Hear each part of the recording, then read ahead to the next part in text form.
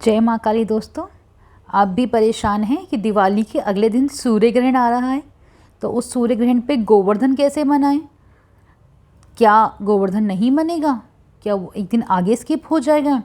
लेकिन सूर्य ग्रहण तो अमावस पे आता है और दिवाली अगर 24 अक्टूबर की है तो 25 अक्टूबर की फिर दिवाली कैसे नहीं है? बहुत सारे कन्फ्यूजन्स हैं। उन सभी कन्फ्यूजन्स का मैं आज आप लोगों को सॉल्यूशन देने आई हूँ।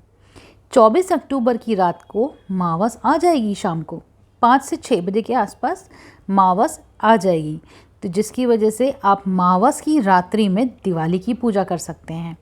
लेकिन अमावस अगले दिन शाम को 4:30 बजे तक अवेलेबल है और सूर्य ग्रहण हमेशा अमावस में आता है, तो इसलिए अमावस अगले दिन तक रहेगी जिस समय सूर्य ग्रहण आएगा। और उसके बाद गोवर्धन शुरू होगा, जो उसके भी अगले दिन 26 अक्टूबर सुबह 12 बजे तक अवेलेबल है। तो आप अगले दिन सुबह गोवर्धन मनाने के बाद भाई दूज भी मना सकते हैं और चाहें तो 27 अक्टूबर को भी भाई दूज मना सकते हैं। दोनों ही दिन शुभ हैं, आप कुछ भी कर सकते हैं, कोई दिक्कत नहीं। अब प्रॉब्लम ये आती है कि सूर्य ग्रहण तो है, क्या इस सूर्य ग्रहण पे कुछ उपाय करने चाहिए जैसे कि हमेशा सब लोग करते हैं। लाइक सूर्य ग्रहण के दिन आपको जब सूर्य ग्रहण लगा हो, सोलर एक्लिप्स जब लगा हो, तो उस टाइम नारियल खुद पे से वार के बहती नदी में डालें, खुद के सारे कष्ट को निवारण करने की कोशिश करें। लेकिन क्या आप जानते हैं, इस सूर्य ग्रहण पे बहुत ही शुभ मुहूर्त आ रहा है।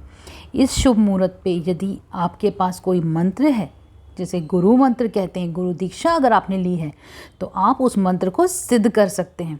जैसे ही आप उस मंत्र को चैंट करना शुरू करेंगे, उसे सिद्ध करना शुरू करेंगे, वो मंत्र बहुत जल्दी सिद्ध हो जाएगा। मतलब ये मान लीजिए कि अगर आप लगातार पिछले 1 साल से अपने गुरु मंत्र को सिद्ध कर रहे हैं और आपने 2 घंटे के सूर्य ग्रहण में उस मंत्र को सिद्ध किया, तो वो उसके बराबर फल दे देगा। अब आप ये सोच रहे होंगे कि हम जिसके पास दीक्षा ना हो वो क्या करे और क्यों उस समय पे पूजा करें। सबसे बड़ा क्वेश्चन तो पहले ये आता है ना कि उस समय पे हम पूजा ही क्यों करें। हम टीवी क्यों नहीं देख सकते, हम सो क्यों नहीं सकते, हम बाहर क्यों नहीं घूम सकते। तो सिंपल सी एक बात जानिए, सूर्य को ग्रहण लग रहा है। सूर्य जो सर्व पिता सर्व संपन्न गुरु हैं, जो साक्षात हनुमान जी के भी गुरु हैं, जो सर्वशक्तिशाली हैं, जिन्होंने खुद हनुमान जी को शक्ति दी है और जो हनुमान जी सबसे सर्वशक्तिशाली हैं, तो सोचिए वो कितने हमारे लिए सर्वोपरि हो गए। दूसरा, साइंटिफिक रीज़न से बताऊं तो गैलेक्सी के अंदर सभी प्लैनेट्स सूर्य के ही चक्कर लगाते हैं।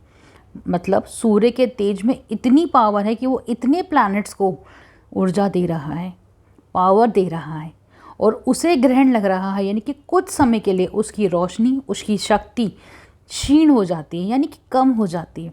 तो ऐसे में हम क्यों पूजा पाठ करते हैं? क्योंकि ऐसे समय में हम ये प्रे करते हैं, हम अपने पास से ऐसी अफर्मेशंस डालते हैं कि सूर्य का तेज बढ़े, ताकि जब सूर्य का तेज बढ़ेगा तभी तो हमारी भी शक्ति बढ़ेगी, हमारी शक्ति बढ़ेगी, हमारी ऊर्जा शक्ति बढ़ेगी, हमारी हेल्थ अच्छी होगी। तो कहीं ना कहीं हम अपने लिए ही वो चीज़ें करते हैं। यदि किसी के पास अपना कोई गुरु मंत्र नहीं भी है, तो उस समय पे कौन सी पूजा पाठ करनी चाहिए जिस समय पे सूर्य ग्रहण लगा हो? आप चाहें तो किसी भी धार्मिक किताब को पढ़ सकते हैं, ताकि आपका मन शांत हो, चित्त शांत रहे। क्योंकि जब सूर्य को ग्रहण लगता है, सूर्य सभी के पत्री में आता है, जब उसको ग्रहण लगा होगा तो आप समझिए कि आपकी अपनी हेल्थ भी डाउन होनी शुरू हो जाएगी। अगर रात को सूरज ना छिपे तो सोचो कितनी गर्मी हो जाएगी। चंद्रमा ठंडक देता है ना, वहीं अगर दिन में भी चंद्रमा निकल जाए, सूरज निकले ही ना, तो वो ठंड कैसी होगी, बर्दाश्त नहीं हो पाएगी। तो सूर्य की ऊर्जा भी बहुत ज़रूरी है ना हमारे लिए। तो इसलिए आप सूर्य मंत्र का भी चैंट कर सकते हैं। ओम श्री सूर्याय नमः, इस मंत्र का भी चैंट करके आप सूर्य देव को प्रसन्न कीजिए, सूर्य देव की ऊर्जा को बढ़ाने की प्रार्थना कीजिए कि सूर्य देव की ऊर्जा जैसे जैसे बढ़ेगी वैसे वैसे आपके खुद के हॉरोस्कोप में भी सूर्य को ऊर्जा मिलेगी।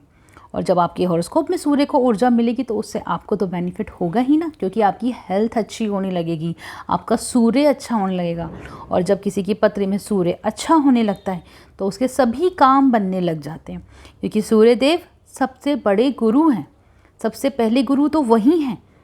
जिन्होंने साक्षात हनुमान जी को शक्ति दी, उन्हें दीक्षा दी है। तो सोचिए, जब हनुमान जी को पूजने से सब कष्टों का निवारण हो जाता है, तो उनके गुरु को अगर आप पूजने जा रहे हैं या उनकी आराधना करते हैं तो आपकी लाइफ से कितने सारे कष्ट दूर हो जाएंगे। तो इस सोलर इक्लिप्स में भूले नहीं, यदि आपके पास गुरु दीक्षा है तो अपने गुरु का मंत्र का चैंट कीजिए, उस मंत्र को सिद्ध कीजिए और अपने कष्टों का निवारण कीजिए। और यदि आपके पास गुरु दीक्षा नहीं है तो आप सर्व गुरु श्री सूर्य देव की आराधना कीजिए, उनके मंत्र का चैंट कीजिए और सरसों के तेल का एक दिया जलाइए। ज़रूरी नहीं दिया आप मंदिर में ही जलाएं, आप घर में कहीं पे भी सरसों के तेल का दिया सूर्य देव के नाम का जलाएं। अगर या तो घर के सेंटर में भी जला सकते हैं, आप मंदिर के बाहर भी जला सकते हैं, आप छत पे भी रख के जला सकते हैं, कोई दिक्कत नहीं है। आप सूर्य देव के नाम का दिया जलाएं सरसों के तेल का और उनकी आराधना करें, उनके मंत्र का चैंट करें और फिर आप खुद देखेंगे कि जैसे ही वो समय पूर्ण होगा उसके बाद आपके खुद के अंदर कितनी ऊर्जा, कितनी शक्ति आप महसूस करते हैं। आप ये कीजिए और प्लीज़ आप मेरे साथ फीडबैक शेयर करना चाहते हैं तो मेरे व्हाट्सएप ग्रुप पे मुझे कनेक्ट कर सकते हैं, मुझे यूट्यूब पे भी रिप्लाई कर सकते हैं, FB पे भी कनेक्ट कर सकते हैं, बट फीडबैक देना ना भूलें। Thank you. जय माता दी।